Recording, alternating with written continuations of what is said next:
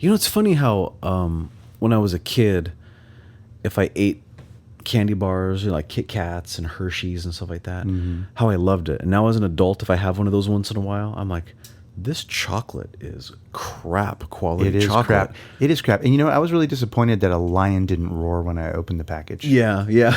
I was really hoping that something powerful would happen when I opened it up. Right. It really wasn't that great.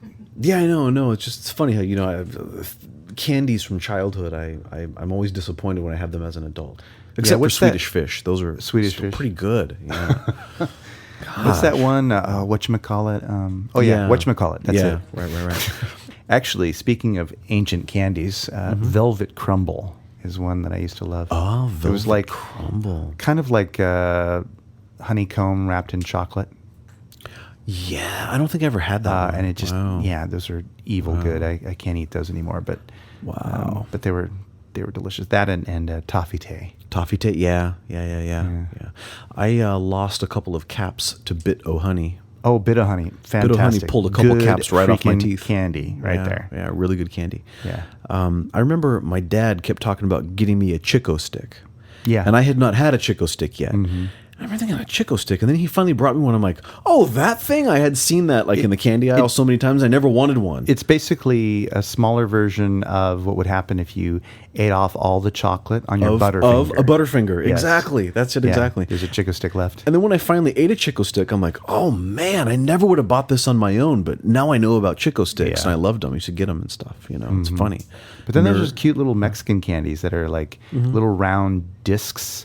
And it has a rose on it, and what it is, it's like either sesame or peanut powder with honey or something like that. And it's delicious. Those are. It's like a little what do you call it?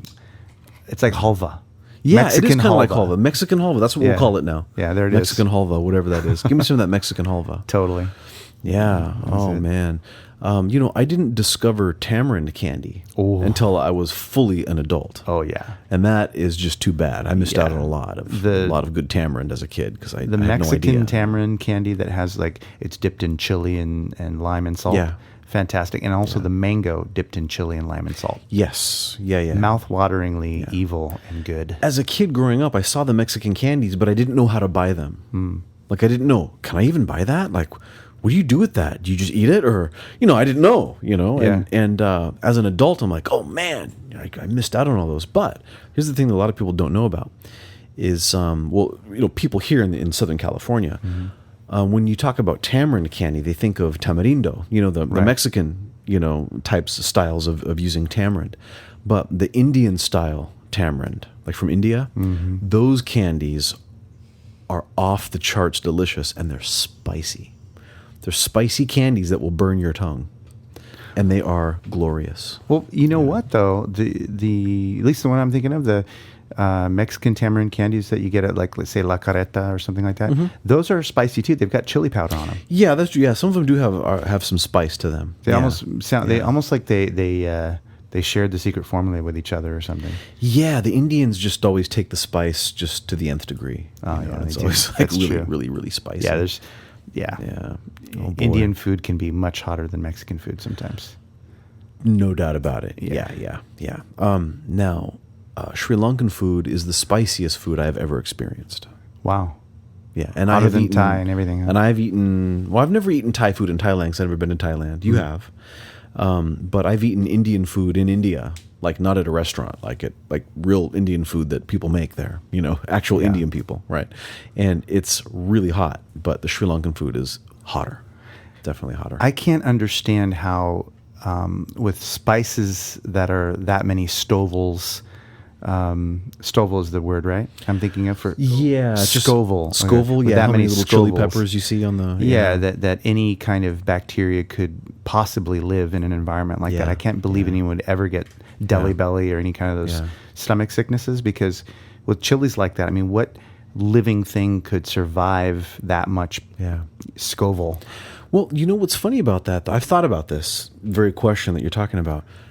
It depends on how you perceive with your nervous system what happens to you when you come in contact with it. So, like, for example, parrots love to eat chili peppers. And apparently it doesn't burn them. because their nervous system doesn't seem to react with a sensation of a burning pain. So it's funny because it really is just the way our physiology chooses to react to those chemicals. Because some other creature could touch the same thing and they don't feel anything hot at all, you know? Well, there are these really tiny peppers, and I don't know what they were called, but I went to visit.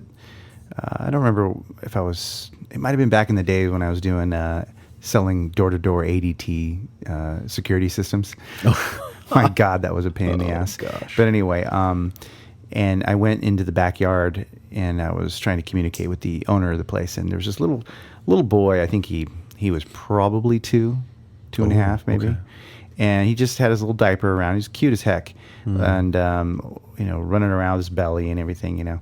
And he just kept pulling these tiny little peppers off the bush, and smiling and chewing on them and looking at me. And he would give some to the dog, and the dog would chew on them. And I tried one, man. It was so friggin' hot. Wow. It was. I mean, I barely just bit into the tip, and it was just. Oh my gosh, too much. This kid had no problem. He just kept eating one after, like it was going out of style. Just keep one after another after another. And I thought, that's got to hurt coming out. Yeah. You know, I mean, totally. Poor kid. But no, I mean, it seemed like he was used to it, and the parent saw him doing it and had no issue with it. So it's just interesting how different nervous systems can. Right. Well, you know, I always enjoyed spicy food. Mm-hmm. Now that I'm at my current age, for some reason, I can't tolerate it like I did, you know, in years past. Mm-hmm. It actually starts to become uncomfortable now at this point in my life, on both ends and also right in the middle. Mm-hmm. But when I was younger, I really, really liked spicy food, and the spicier the better. I mean, and I would just, your nose is dripping. I'm just like, oh my God, this is so hot, and I love it, right? Yeah. And it's because it does release endorphins. You know, spicy food causes a nice endorphin release. Which is kind of the same idea. Well, it's a similar idea, I guess. Not quite the same as when we put liniment on an achy muscle. Mm-hmm. It gets spicy, and it does create. Part of that is it's competing for recognition by your nervous system, pain versus the spicy feeling. Mm-hmm. That's why we like to use liniments, right? But your brain does release, you know, happy chemicals, you know, and so somehow enhances the whole experience. You know, I don't have the tolerance that I used to have, and my tolerance was never really great. But I definitely reached a point where I could take a fair bit of spice. But now, hardly anything at all. And I wonder why that is, or if that's something that comes and goes, or just goes. Yeah, that's interesting. My wife's father, being Sri Lankan, loves spicy food, and he likes spicy food so much that I remember Tanya telling me that in the past, if he had cornflakes for breakfast, you know, cornflakes and milk, he'd sprinkle crushed chili peppers on it to make it spicy, because he felt like gross, and if he ate food that wasn't spicy, he'd almost get nauseous. So I think some cultures get so used to it that it sort of adds to their digestive fire. You know, maybe it's like a weird negative feedback loop where like you have too much spice and then you sort of shut off your own digestive power, and then you need the spice to help you get circulation to your stomach and digest your food. I don't know. I'm curious about that. I wonder if anybody's ever looked at that. Yeah, that is interesting.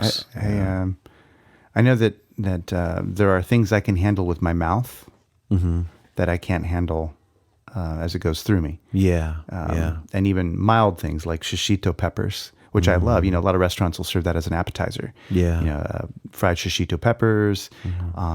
They're delicious, but even as mild as that is, it hurts on the inside. It doesn't hurt my mouth, but it definitely hurts on the inside. It hurts on the inside, yeah. Yeah, and it didn't used to. I used to eat those a lot too. I really enjoyed that.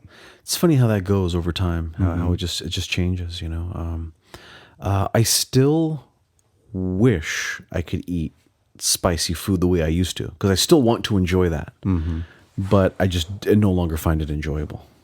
It's interesting how I wish I could still enjoy that. Yeah. But there it is. Yeah. That's weird. I don't know.